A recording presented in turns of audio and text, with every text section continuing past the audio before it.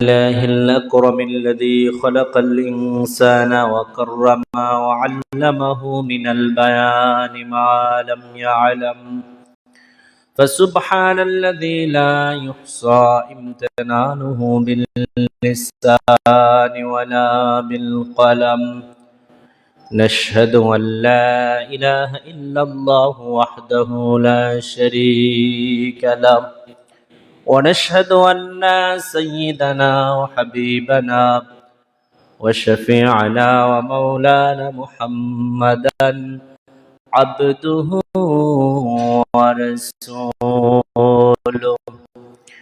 الذي أرسله بالحق بشيرا ونذيرا وداعيا إلى الله بإذنه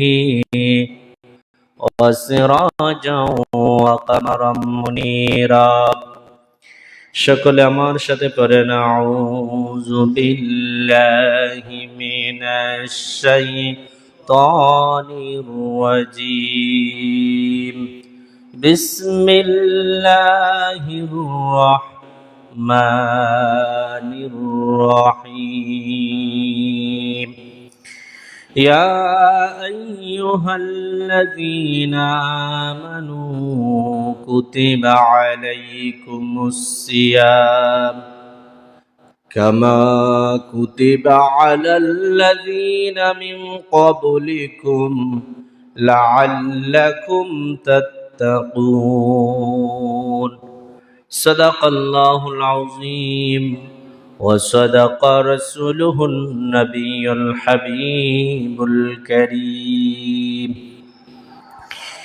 قال النبي صلى الله عليه وسلم وهو شهر أوله رحمة وأوسطه مغفرة وآخره عتاق من النار وآخره إتق من النار أو كما قال عليه الصلاة والسلام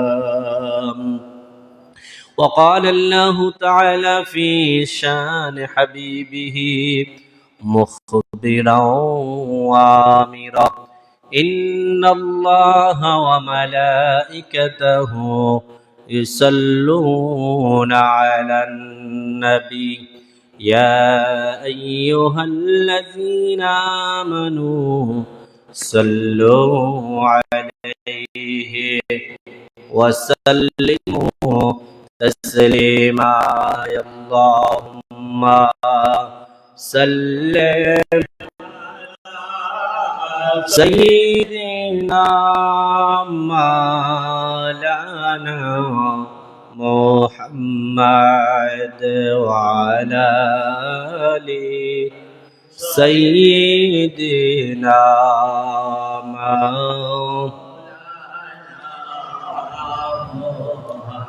বারি বারি কররে মন এই বাড়ি তো তোমার না তোমার বাড়ি কয়ে পরদেশে একদিন মন রে বাবলায় না আল্লাহুম্মা সাল্লি সাইয়্যিদিনা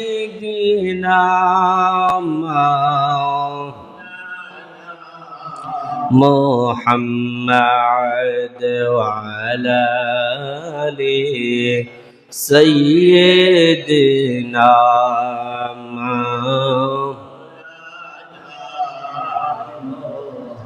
بلغ العلا بكماله كشف الدجى بجماله حسنت جميع خصاله صلوا আলাইহি ওয়া আলিহি।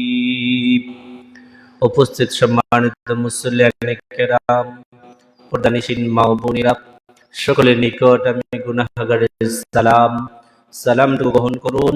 আসসালামু আলাইকুম ওয়া রাহমাতুল্লাহি ওয়া বারাকাতুহু। ওয়া আলাইকুম আসসালাম ওয়া রাহমাতুল্লাহি ওয়া বারাকাতুহু। মহান রব্বুল আলামিনের দরবারে শুকর এবং সুজুদ যে আল্লাহ রব্বুল আলামিন আমাদেরকে পবিত্র শাবান চাঁদের শেষ জুমাবার আমাদেরকে মসজিদে আসার বসার সুযোগটুকু দান করে দিয়েছেন। আমরা শুকরিয়া দান সকলে বলি আলহামদুলিল্লাহ। দুরুদ এবং সালাম প্যারা নবী হুজুর পূর্ণুর সাল্লাল্লাহু আলাইহি ওয়াসাল্লামের কদম মুবারকে আল্লাহ তাবারক ওয়া তাআলা যেন আমাদের মজলিসের পক্ষ থেকে অসংখ্য অগণিত দুরুদ এবং সালাম সোনার মদিনায় পৌঁছে দেন সকলে আল্লাহুম্মা আমিন। প্যারে হাজরিন, আমি আপনাদের সামনে পবিত্র কোরআনুল কারীমের সূরাতুল বাকারার 183 নম্বর আয়াত তেলাওয়াত করেছি। রাসূল সাল্লাল্লাহু আলাইহি ওয়াসাল্লামের হাদিস শরীফ থেকে একখানা হাদিস তেলাওয়াত করেছি। রব্বুল আলামিন যেন আমাদেরকে কিছু কথা বলার, আপনাদেরকে শ্রবণ করার, তদনুযায়ী আমাদেরকে আমল করার তৌফিক দান করেন। ওয়ামা তৌফিকি ইল্লা বিল্লাহ। প্যারা হাজরিন, আল্লাহ রাব্বুল আলামিন সূরাতুল বাকারার 183 নম্বর আয়াতে ইরশাদ করেন, ইয়া আইয়ুহাল্লাযীনা আমানু কুতিবা আলাইকুমুস সিয়াম কামা কুতিবা আলাল্লাযীনা মিন ক্বাবলিকুম লাআল্লাকুম তাত্তাকুন। আল্লাহ রাব্বুল আলামিন বলেন, হে ঈমানদারগণ, কুতিবা আলাইকুমুস সিয়াম আয় ফুরিজা আলাইকুমুস সিয়াম, তোমাদের প্রতি রমজানুল মুবারকের সিয়ামকে ফরজ করা হয়েছে। কামা কুতিবা আলাল্লাযীনা মিন ক্বাবলিকুম, যেমনি ভাবে তোমাদের পূর্ববর্তীদের উপর রোজাকে ফরজ করা হয়েছিল। কেন ফরজ করা হয়েছিল? মূল কারণ হলো লাআল্লাকুম তাত্তাকুন, যাতে তোমরা মুত্তাকি হতে পারো, এজন্য তোমাদের উপর রোজার বিধান দেওয়া হয়েছে। আর তোমাদের উপর যে রোজার বিধান দেওয়া হয়েছে এটা শুধু তোমাদের জন্য নয়, তোমাদের পূর্বে যত উম্মতে মুহাম্মদী ছিল, তোমাদের পূর্বে যত নবী রাসূল ছিল, অসংখ্য নবী রাসূলদের উম্মতের উপর আল্লাহ রাব্বুল আলামিন সেই বিধানটা কার্যকর করেছিলেন। যারা বলেন সুবহানাল্লাহ। তাহলে রোজা শুধু আমাদের না, আমাদের পূর্ববর্তী অনেক উম্মতের মধ্যে রোজার বিধান ছিল, তবে আমাদের মতন তাদের এক মাস রোজা ছিল না। কারো ছিল মুহররমের 10 তারিখের রোজা, কারো ছিল, আমি এটা পরে বলবো। তো আল্লাহ রাব্বুল আলামিন বলছেন যে তোমরা রমজান মাসের রোজাকে আমি আল্লাহ রাব্বুল আলামিন তোমাদের উপর ফরজ করে দিয়েছি। কোরআনের অপর আয়াতে রয়েছে, ফামান শাহিদা মিনকুমুশ শাহরা ফালইয়াসুম। আল্লাহ রাব্বুল আলামিন বলেন, হে ঈমানদার মুমিন মুসলমানরা, তোমরা যখন রমজান মুবারকের সাক্ষাৎ পেয়ে যাবে, ফামান শাহিদা মিনকুমুশ শাহরা, যখন তোমাদের সামনে রমজান মাস চলে আসবে, তখন তোমরা ফালইয়াসুমহু, অবশ্যই তোমরা রোজা রাখতে হবে। অবশ্যই কি করতে হবে? রোজা রাখতে হবে। যাদের উপর আল্লাহ রাব্বুল আলামিন রোজার বিধান দিয়ে দিয়েছেন, এখন রোজা রাখবে কারা? রোজা রাখতে গেলে 1 নম্বর মুসলমান হইতে হবে, 2 নম্বর বালেগ হতে হবে, শরীয়তের মুকাল্লাফুস শরা হতে হবে, যার উপর শরীয়ত প্রযোজ্য। পাগলের উপর রোজা ফরজ না, কারণ তার উপর শরীয়ত নাই। তারপরে হলো বালেগ হতে হবে, মুকিম হতে হবে, সুস্থ হতে হবে। আবার এই দীর্ঘ 1 মাস ব্যাপী রোজার ক্ষেত্রে আল্লাহ রাব্বুল আলামিন সহজ করে দিয়েছেন যে এই রোজার মাসেও কিছু কিছু মানুষ আছে, তাদেরকে আল্লাহ ছাড় দিয়েছেন যে তোমরা পরবর্তীতে রোজা রাখবে। যেমন গর্ভবতী মহিলা যারা আছে, তারা রমজানুল মুবারকে, যেহেতু রমজান মাস নির্ধারিত সময়ে আসবে, তারা রমজান মাসে রোজা রাখবে না, পরবর্তী মাসে রাখবে। যদি তার এই অনাহারে থাকার কারণে পেটের বাচ্চা সমস্যা হয়, তাহলে তারা রোজা ভঙ্গ করে ফেলবে, সমস্যা নাই, পরবর্তী সময়ে তারা রোজা আদায় করে নেবে। তারপরে হইল স্তনদানকারিণী মহিলা, যে এই মহিলার সদ্যমাত্র শিশু জন্মগ্রহণ করেছে, এখন যদি শিশুর স্তন দান না করে, তাহলে এই শিশু কি হবে? খাবার যখন মায়ে কম খাইবে, তখন দুধ উৎপাদন কম হবে, বাচ্চায় কম পাইবে, বাচ্চার সমস্যা হবে। এই জন্য আল্লাহ ছাড় দিয়েছেন, তোরা রমজান মাসে রোজা রাখবে না, তোমরা পরবর্তী মাসে রোজা রাখবে। তারপরে হলো যেমন মুসাফির ব্যক্তি, আল্লাহ রাব্বুল আলামিন মুসাফিরের জন্য ছাড় দিয়েছেন যে মুসাফির সফর যেহেতু কষ্টের বিষয়, সুতরাং মুসাফির অবস্থায় রোজা না রাখলে হবে, পরবর্তী সময়ে রাখবে। তারপরে হলো অসুস্থতার কারণে, অভিজ্ঞ ডাক্তার যদি বলে যে আপনি মারাত্মক অসুস্থ, এই অসুস্থতার কারণে রোজা রাখলে আপনি আরো অসুস্থ হয়ে পড়বেন, আপনার মৃত্যুর আশঙ্কা আছে, তাহলে আপনি রোজা রাখবেন না, পরবর্তীতে রোজা রাখবেন। রোজা রাখতে হবে। তারপর হলো বার্ধক্য, অত্যাধিক বার্ধক্য, যারা বয়স বেশি হয়ে গেছে, বয়সের বার, আরজালিল উমর, যাদের বয়স অত্যাধিক, তারা পরবর্তী সময়ে রোজা রাখতে পারবে, অথবা তারা কি দিতে পারবে, মিসকিনকে খাওয়াইতেও পারবে, তাদের ফিদিয়া দিতে পারবে তারা। আর একটা হইল পাগল ব্যক্তি, পাগল ব্যক্তির উপর শরীয়ত নাই, সুতরাং তার উপর রোজাও ফরজ না। আরেকটা হলো জিহাদ, যারা জিহাদের মধ্যে যাবে তারা ইচ্ছা হলে রোজা ভাঙতে পারবে, কিন্তু পরবর্তীতে রাখতে হবে। আরেক দল হলো শিশু, শিশুর উপর তো শরীয়ত নাই, এরপরও আমাদের অনেক শিশুরা বালেগ হওয়ার আগে রোজা রাখে, রাখলে ভালো সওয়াব আছে। যদি আবার যদি মৃত্যুর আশঙ্কা থাকে তাহলে না রাখানোর চেষ্টা করবে অভিভাবকরা, আর যদি রাখতে পারে তাহলে রাখো, তবে শিশুর উপর শরীয়ত প্রযোজ্য নয়। আর শিশুর পরিমাণ হলো, বয়সের পরিমাণ হলো বালেগ হওয়ার আগ পর্যন্ত সে শিশু, কিন্তু আমাদের দেশের আইনে হলো 18 বছর আগ পর্যন্ত শিশু থাকে।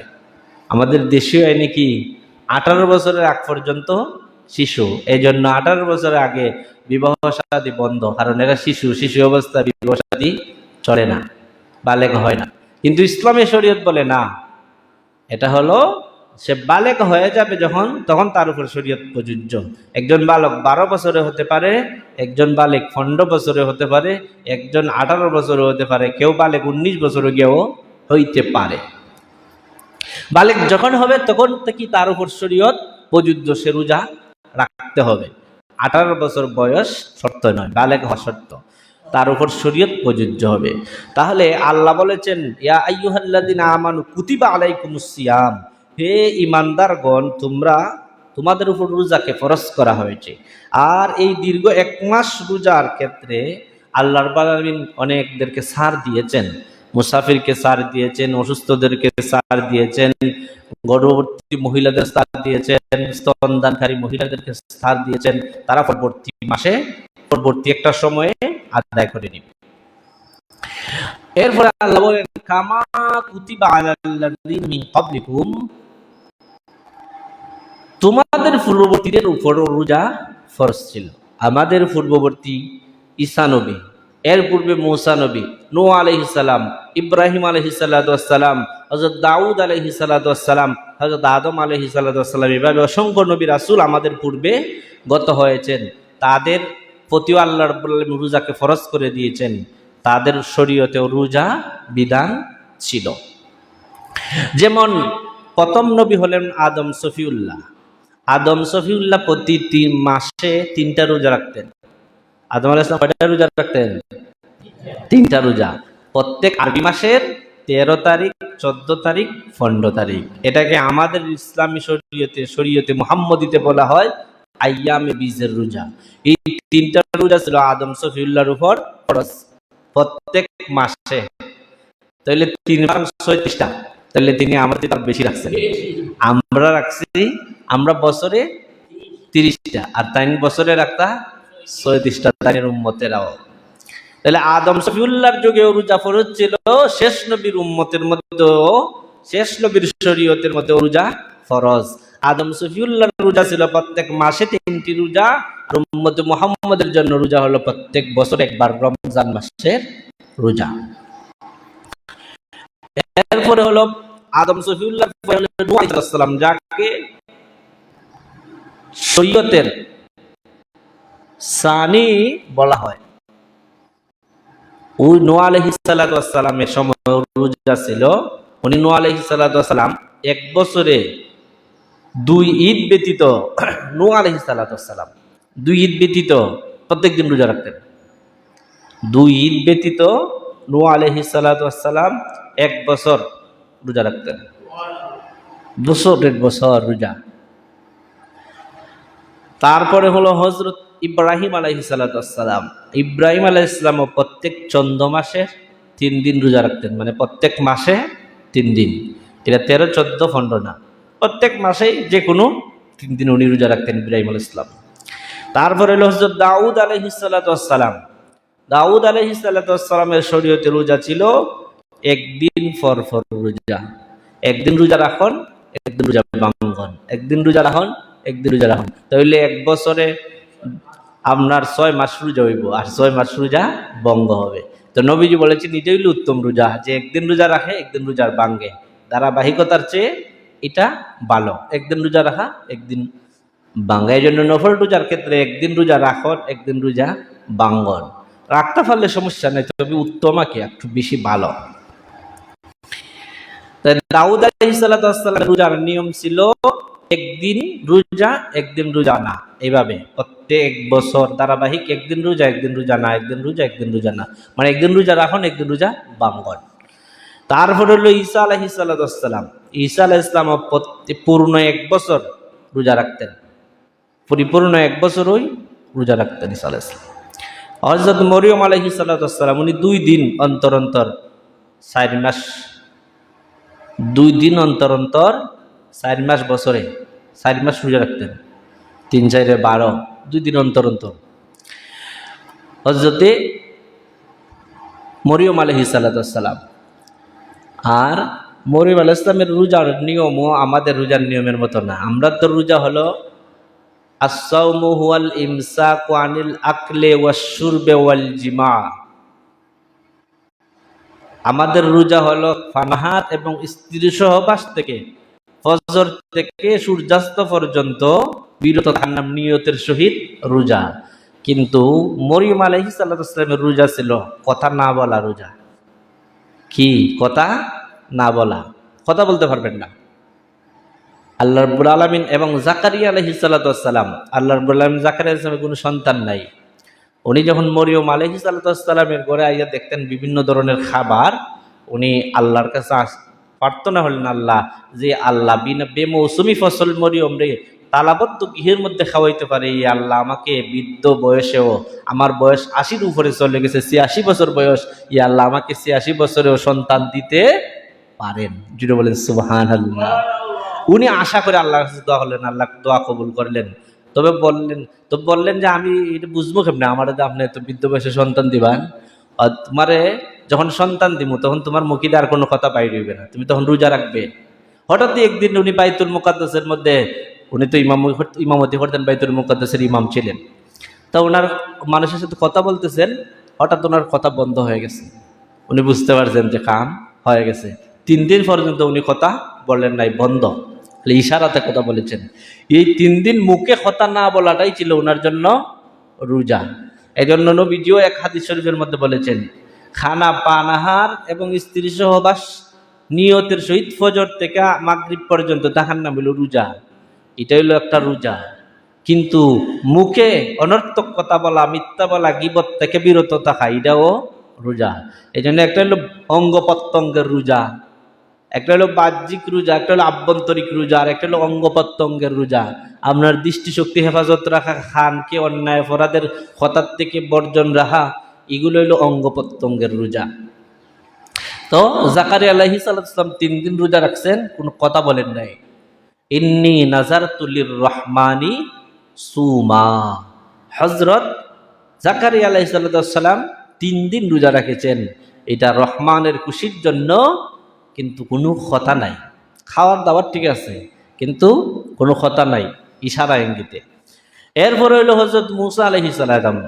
মূসা আলাইহিস সালাম প্রতি বছর 1 মাস মুহররমুল হারাম মাসের বছরে একটা রোজা রাখতেন। মূসা আলাইহিস সালাম বছরে কয়টা রোজা?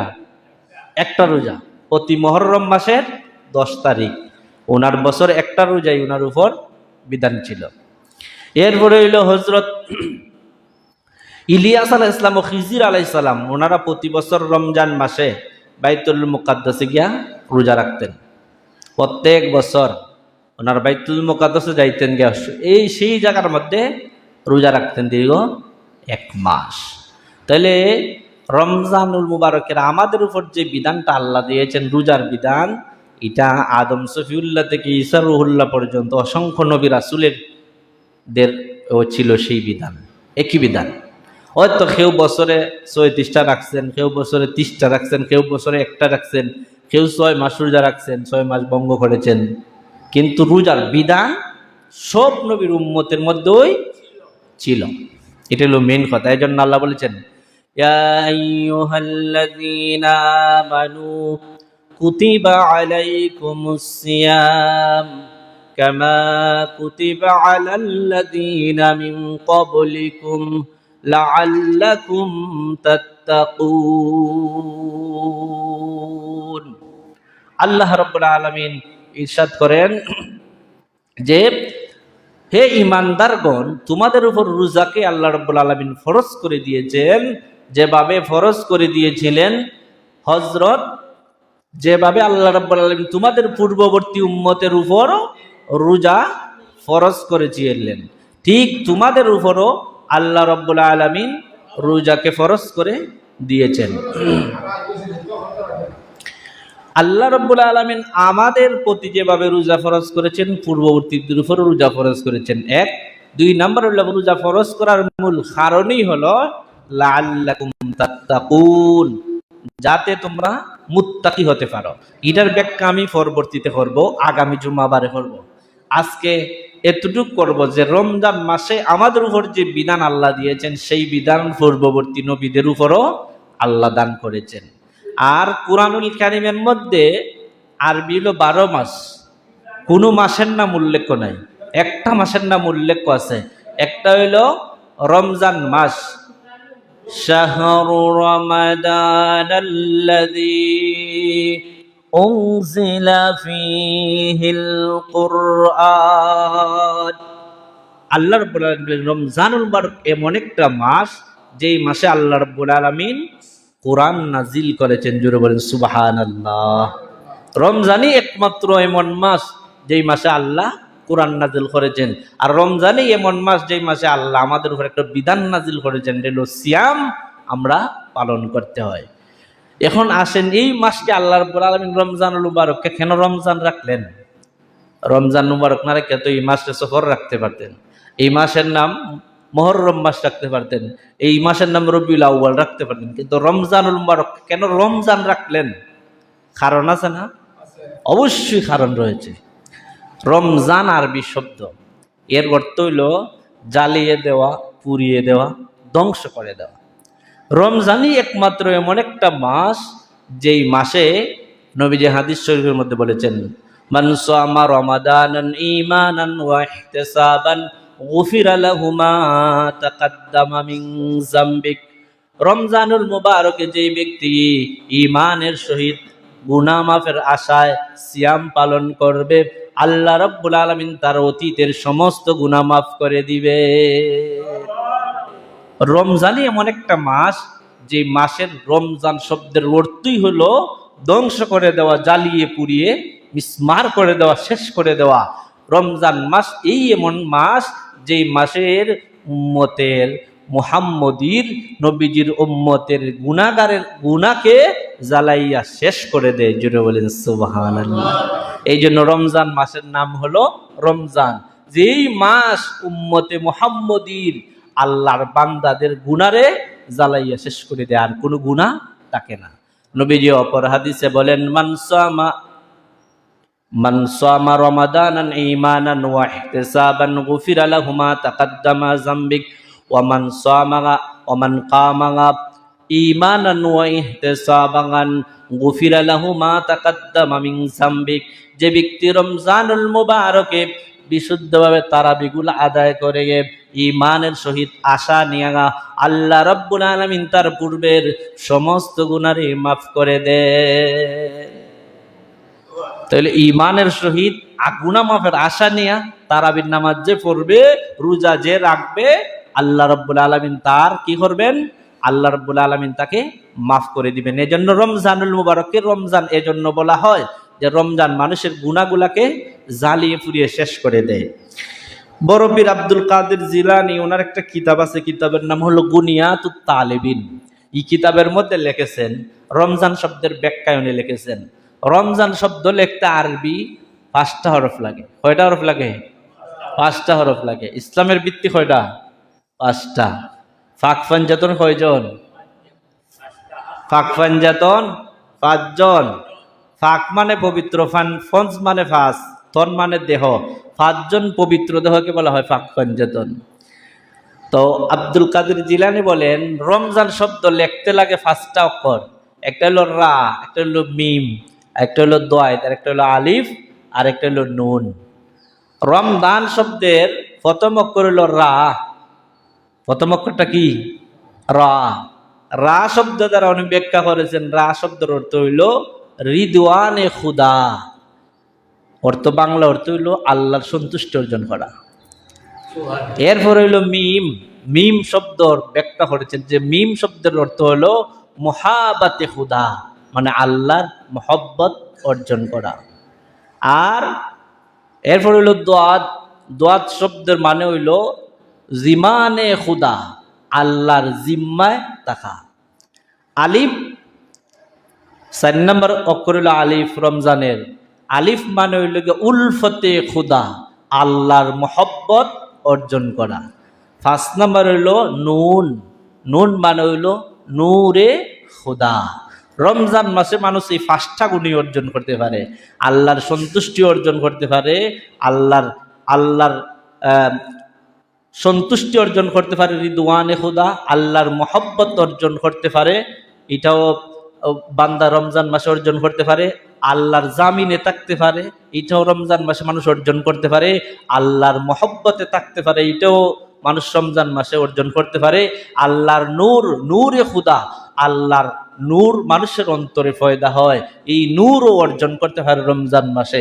এই জন্য রমজান মাসকে রমজান নামে নামকরণ করা হয়েছে, যে এই রমজানুল মুবারক এজন্যই রমজান। এই রমজান মানেই হলো মহব্বতে খুদা, উলফতে খুদা, নূরে খুদা, রিদওয়ানে খুদা, মহব্বতে খুদা। এই 5টা গুণ একমাত্র রমজান মাসেই মানুষ অর্জন করতে পারে। এই জন্য রমজানুল মুবারকের নাম হলো রমজান। জুড়ে বলেন সুবহানাল্লাহ। এই জন্য নামের সাথে খামের মিল থাকতে হয়, আর নামের সাথে খামের মিল থাকেও, নামের একটা প্রভাব থাকেও মানুষের মধ্যে। এই জন্যই বলা হয় যে আপনার নামটা সুন্দর করে রাখেন। সন্তান হইলে সন্তানের নামটা কি একটা অর্থবোধক নাম রাখেন, যেই নামের প্রভাবটা তার শরীরের মধ্যে পড়ে। এমনকি হাদিস শরীফের মধ্যে এসেছে, কিয়ামতের ময়দানে আল্লাহ ডাক দিবেন নাম ধরে, তার বাবার নাম ধরে। আর মানুষজনকে আল্লাহ কিয়ামতের ময়দানে ডাক দিবেন ইয়া ঈসা। ঈসা যখন ডাক দিবেন, হাজার হাজার লক্ষ লক্ষ ঈসা দাঁড়িয়ে যাবে। আল্লাহ রাব্বুল আলামিন বলবেন, আমি তো তোমাদের ঈসাকে ডাকি নাই। তখন ঈসা ইবনে মরিয়ম বলবেন, আমি তো মরিয়মের ছেলে ঈসারে ডাকছি। এখন মরিয়মের ছেলে ঈসারে ডাকছি, ঠিক আছে, মার নাম সহ ডাকলাম, কিন্তু তোমরা যেহেতু ঈসাও দাঁড়িয়ে গেছো, যাও ওই ঈসা আলাইহিস সালাতু ওয়াস সালামের খাতিরে তোমরা যারা ঈসা নাম রেখেছো, আমি আল্লাহ রাব্বুল আলামিন উলুল আজম পয়গম্বর, ওনার নাম হলো হযরত ঈসা আলাইহিস সালাম, ওনার খাতিরে তোমাদেরকেও মাফ করে দিলাম। বালা নামরা হাত দরকার আছে নি? তাসির আছে। আমরা নাম রাখি নাট, বল্টু, বুলেট, কতদের নাম আপনি দেখবেন। আল্লাহু আকবার। নামের দিকে তাকাইলে বোঝা যায় তুফান। বেটার ছেলের নাম রাখছে তুফান। নাম কি তা? তুফান। তুফান মানে কি তা? এটা কি শান্ত থাকবো না অশান্ত থাকবো বলেন তো? তুফান হইলে কি শান্ত থাকে পরিবেশ, না অশান্ত হয়ে যায়? অশান্ত হয়ে যায়, এটা গজব। এই তুফান ছেলের নাম রাখছে, দুইটা তুফান হইব। এটা গড়ে গেল মাইল লাগায়, বাইরে গেল মাইল লাগায়, স্কুলে গেল মায়ের, মক্তব্য আইলো মায়ের, এ যেন যায় কেন তার মায়ের, তার জীবনটাই তুফান।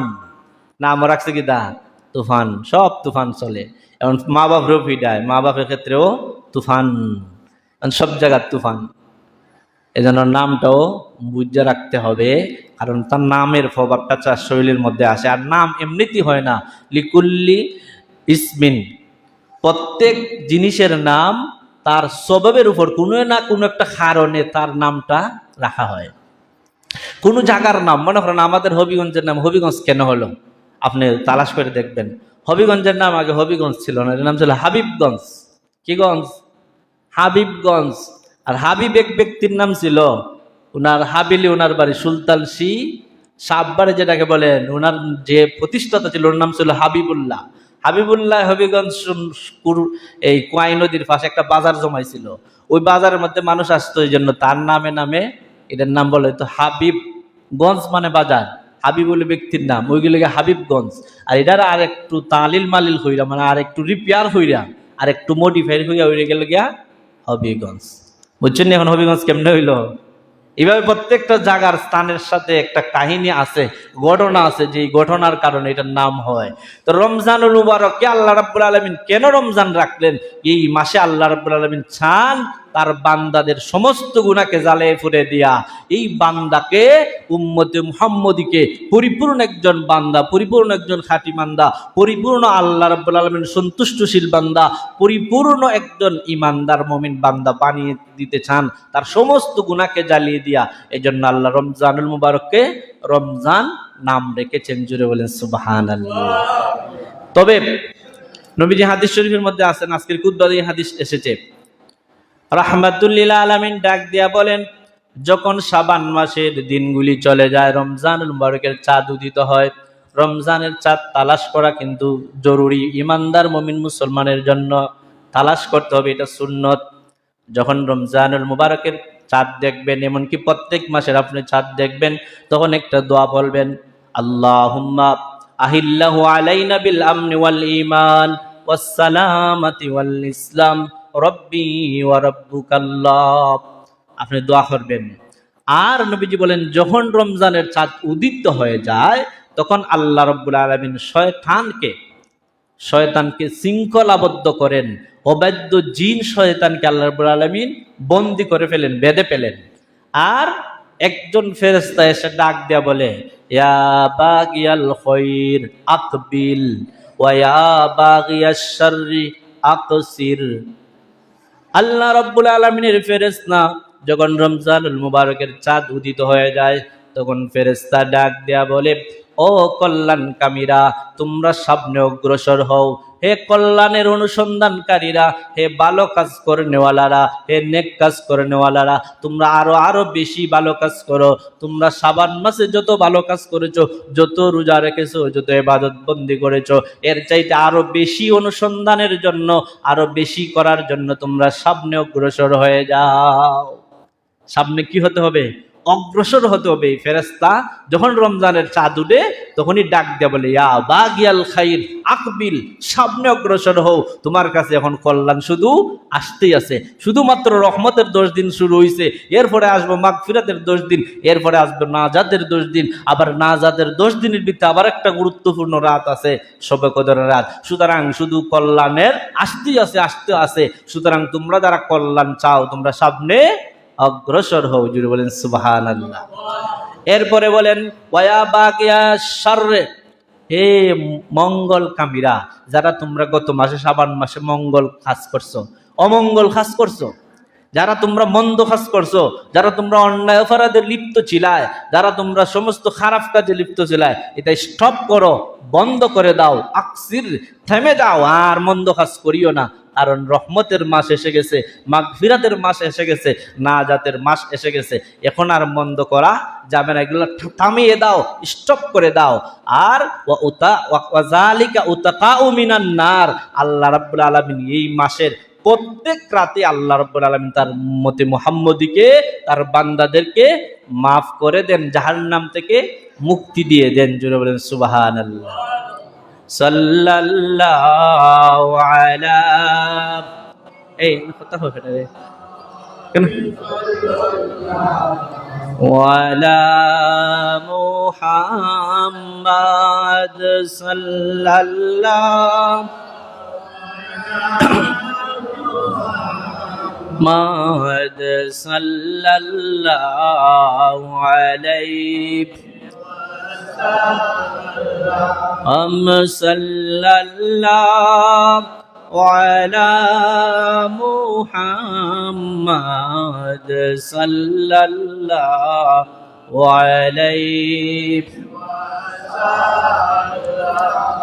প্যারে হাজরিন, যে বলছিলাম যে আল্লাহ রাব্বুল আলামিন যখন রমজানুল মুবারকের চাঁদ উদিত হয়ে যায়, তখন আল্লাহ রাব্বুল আলামিন শয়তানদেরকে হাদিস শরীফের মধ্যে এসেছে, আন আবি হুরায়রা قال قال رسول الله صلى الله عليه وسلم ইজা কানা আউয়ালু লাইলাতুম মিন শাহরি রমাদান, যখন রমজান মাসের প্রথম তারিখ হয়, রমজানের চাঁদ উদিত হয়ে যায়, সুফিদাতিশ শাইতান ওয়া মারাদাতুল জিন, আল্লাহ রাব্বুল আলামিন শয়তানকে সুফিদাত বন্দী করে ফেলেন, বেঁধে ফেলেন হাত পা।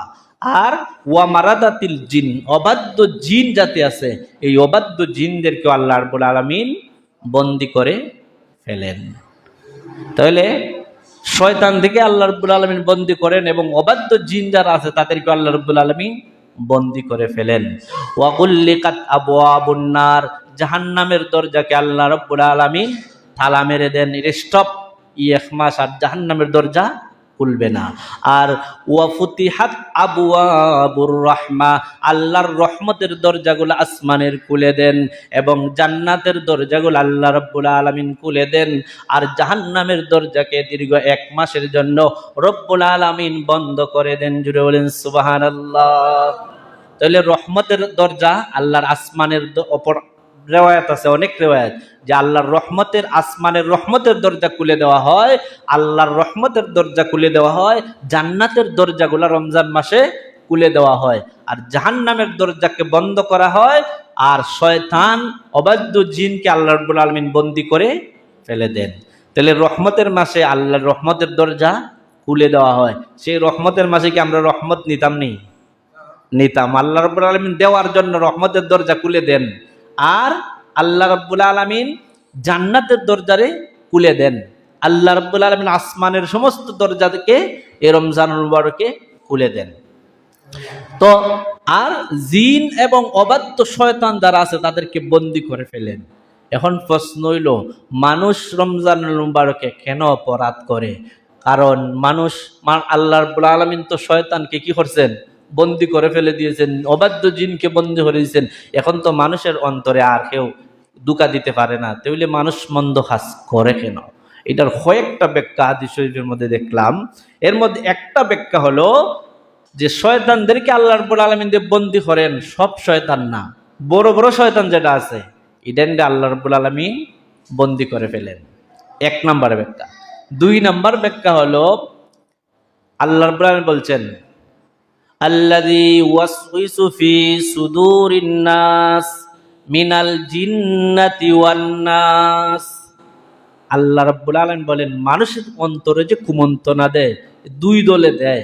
এক দল হইল জিন শয়তান, আরেক দল হইল মানুষ শয়তান। আল্লাহ রাব্বুল আলামিন তো রমজান মাসে অবাধ্য জিন শয়তানরে বাঁধেন, কিন্তু মানুষ শয়তান রেখে আল্লাহ বাঁধেন।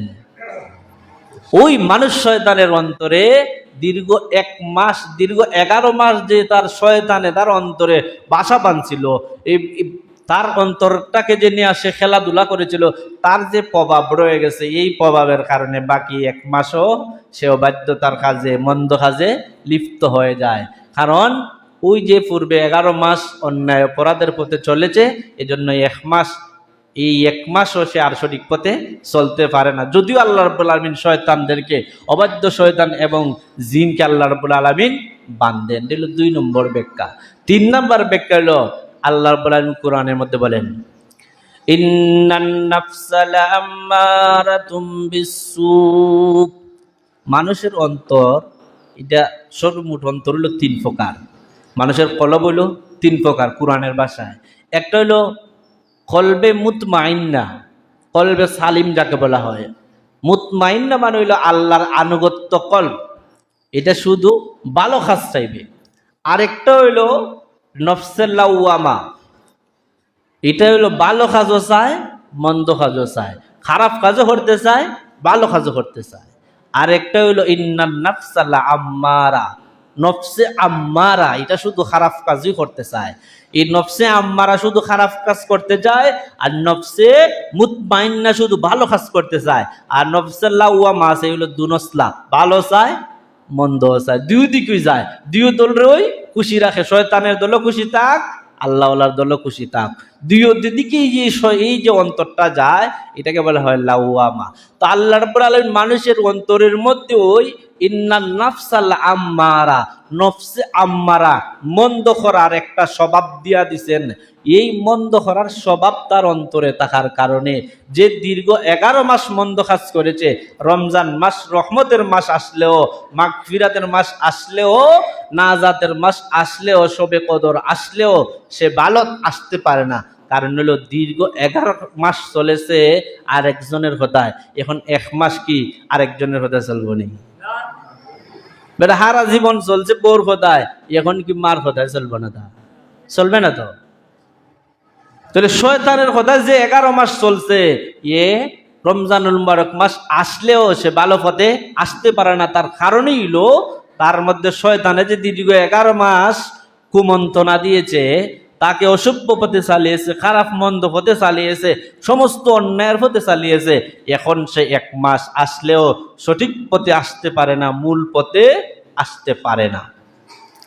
এরপরে হলো রমজানুল মুবারকে আল্লাহ রাব্বুল আলামিন শয়তানকে শৃঙ্খলাবদ্ধ করেছেন, জিন জাতিকে আল্লাহ রাব্বুল আলামিন বন্দী করেছেন। এরপরেও মানুষ কেন অন্যায় করে? রমজান মাসে মানুষ কিচ্ছু বললেই কেন রাগান্বিত হয়, মিজাজ খটখটে থাকে? এটা তো আল্লাহ রাব্বুল আলামিন তাকে মুত্তাকি মানার জন্য একটা শাস্তি। নবীজি হাদিস শরীফের মধ্যে বলেছেন, লিকুল্লি জাকাতুন, এমন কোন জিনিস নাই যে জিনিসের জাকাত নাই। আর মানুষের শরীরের জাকাত হলো তার রোজা। মানুষ যখন কিদা থাকে, তখন কিদা থাকতে থাকতে মানুষের অন্তর যখন শেষ মুহূর্তে আসে, দিনের শেষ বেলা আসে, দুর্বল হয়ে যায়, তখন নরম হয়ে যায়। এই নরম হওয়ার ক্ষেত্রে তার কাছে যখন কোনো জিনিস বা কোনো জিনিস খারাপ এই ধরনের আসে, তখন রাগান্বিত হয়ে যায় অতি সহজেই। কারণ তার যে সেহরির সময় যে খাবার খেয়ে তার শরীর যেভাবে সুস্থ ছিল, সন্ধ্যার ইফতারের পূর্ব মুহূর্তে সেভাবে তার শরীরে শক্তি সামর্থ্য থাকে না। এজন্য তার এটা হয়। এর জন্য নবীজি হাদিস শরীফের মধ্যে বলেছেন, কেউ যদি রমজান মাসে তোমার সাথে এসে খারাপ ব্যবহার করে, তখন তুমি বলবা, ইন্নি, নিশ্চয় আমি, সাইমুন, আমি রোজাদার। বাবা তুমি আমার সাথে লাগিও না। মানে তুমি ডিফেন্সিভ থাকবাই, অফেন্সিভ থাকবাই না। তুমি সবসময় দুর্বলতার খাতারে থাকবাই, তুমি সবলতার খাতারে যাইবাই না। বলবাই, বাবারে তুই আমার সাথে ভাতিস না, কারণ এখন আমি রোজা, ইন্নি সাইমুন। তুমি একটু বাড়ি দিয়ে পিছনে চলে আসবাই, কারণ রমজানুল মুবারক এটা রহমতের মাস, বরকতের মাস, মাগফিরাতের মাস। সুতরাং সেই মাসে আপনি আমাকে আল্লাহর রহমত, মাগফিরাত, নাজাত যেন আমরা অর্জন করতে পারি। আর আমাদের চিরশত্রু হলো শয়তান, সেই শয়তানের সমস্ত প্ররোচনা থেকে যেন আমরা বাঁচতে পারি। সকলেন আল্লাহুম্মা আমিন। তাহলে শয়তানের প্ররোচনার থেকে সব লোক বাঁচতে পারবে না। রমজান মাসেও সে দোয়ার লাগে খাইবে, রমজান মাসে হোটেলে খাবার চলবে, রমজান মাসেও সে মাফে ফাল্লাতে কম দিবে, রমজান মাসেও সে অসভ্য কাজ করবে, রমজান মাসেও সে আল্লাহ বিরোধী কাজ করবে। কেন করবে? ওই যে দীর্ঘ 11 মাস সে অন্যায় অপরাধ করছে, দীর্ঘ 11 মাস সে ব্যবসা করিয়া একবার ডিজিটাল পাল্লা কম দেওয়ার যেখানে কোনো সুযোগ নাই, সেখানেও সে ফন্দি হইরা ডিজিটাল মাইল আপনি আমাদেরকে দেয়। দেখলে অবাক হয়ে যাবেন, আশ্চর্য হয়ে যাবেন, বলবে হুজুর ডিজিটাল পাল্লা তো 1 পয়েন্ট পর্যন্ত বেশি আইলে এটাও উঠে, 1 পয়েন্ট কম হইলে এটাও উঠে, এর মাঝে কেমনে আমাদেরকে কম দেয়? কম দিতে পারে, সিস্টেম আছে তারা, এমন সিস্টেম। যেমন ডিজিটাল পাল্লা হয়েছে, সুরও ডিজিটাল হয়েছে। তো এই রমজানুল মুবারকও আপনারা কেমনে সে পাল্লাতে কম দিয়া দিল, রমজানুল মুবারকে সে কেমনে অসভ্য কাজ করলো, রমজানুল মুবারকও সে কেমনে আপনাকে 2 নম্বর মাল দেয়া বললো, 1 নম্বর মাল দিছে, 1 নম্বর হুজুর, 1 নম্বর খাঁটি সরিষার তেল, কিন্তু এটা 2 নম্বর কেটের, 1 নম্বর সোয়াবিন তেল হুজুর, এটা ফার্ম তেল। এই যে আপনি আমারে দিল, কেন দিল? তার অন্তরে যে আল্লাহর ভয় থাকতো, আল্লাহ বলছেন লাআল্লাকুম তাত্তাকুন। এটা আগামী জুমায় ব্যাখ্যা করব যে মুত্তাকিন হওয়ার জন্য আল্লাহ রোজা ফরজ করে দিয়েছেন। কেন ফরজ করে দিয়েছেন? তো এই রমজানুল মুবারকে কেন সে অপরাধ করে? কারণ বাকি 11 মাস সে অপরাধ করে এসেছে, এখন সে হঠাৎ করে থামতে পারে না। হঠাৎ করে কি থামা যায়? আপনি যখন একটা দূর দিছেন, দূর দিয়া আপনি ঘন্টায় 100 কিলোমিটার যাবেন, এই স্পিডে দূর দিছেন, আপনি কি জায়গা থামতে পারবেন? আমরা কিন্তু 10, 7, 15 সামনে জায়গা থামতে হবে। তাহলে আপনি 11 মাস যেহেতু অন্যায় অপরাধ করেছেন, সুতরাং হঠাৎ করে রমজান আসলে আপনার থামা সম্ভব না। এজন্য নবীজি বলছেন শাবান মাসে তোমরা রোজা রাখো, তাহলে এটা একটা ট্রেনিং হয়ে যাবে। সামনে যে দীর্ঘ 1 মাস আসতেছে রোজার মাস, দীর্ঘ 1 মাস রোজা রাখি কি অত সহজ বিষয়? সহজ বিষয় না, এটা কঠিন বিষয়। তাহলে সেই কঠিন বিষয় কেমনে তুমি সাফল্য হবে? কঠিন পরীক্ষায় তুমি সাফল্য অর্জন করতে গেলে, সেই কঠিন পরীক্ষায় তুমি যদি সাফল্যমণ্ডিত হতে চাও, সফলতা অর্জন করতে চাও, তাহলে কঠিনভাবে প্রস্তুতি নিতে হবে। আর কঠিনভাবে যে পরীক্ষায় কঠিন পরীক্ষায় যে পাস করতে চায়, সে কঠিনভাবে যেহেতু প্রস্তুতি নেয়, সে অবশ্যই পাস করে। আর যে ব্যক্তির প্রস্তুতি নাই, সে এমনিতেই পরের দিন গেল পরীক্ষা দিত, প্রশ্ন যা আসবে সে কি উত্তর লিখতে পারবে? সম্ভব না। তো দীর্ঘ 1 মাস রমজান মুবারক মাস আসতেছে, এটা কঠিন পরীক্ষার মাস। সুতরাং সেই মাস আপনাকে অতিক্রম করতে হলে, রহমত বরকত মাগফিরাত অর্জন করতে হলে আপনাকে আগেই ট্রেনিং দিতে হবে। এই জন্য নবীজি সবচেয়ে বছরের মধ্যে রোজার মাস ছাড়া বাকি যে মাসে রোজা বেশি রেখেছেন এটা হলো শাবান মাস। এই জন্য কমপক্ষে আমরা শাবান মাসের একটা রোজাও রাখছি যারা, আমাদের মোটামুটি একটা ট্রেনিং হইছে যে আমরা রমজান মাস আইলে ফাও ফিসলা যাবে না। একদিন হলো যেহেতু আগে রাখতে লাইছি, সুতরাং বাকি রমজান মাস আসলেও রাখতে পারবো। আল্লাহ রাব্বুল আলামিন যেন আমাদেরকে প্রত্যেকটি রোজা বিশুদ্ধভাবে আদায় করার তৌফিক দান করেন। আসসালামু আলাইকুম ওয়া রাহমাতুল্লাহি ওয়া বারাকাতুহু। যারা সুন্নত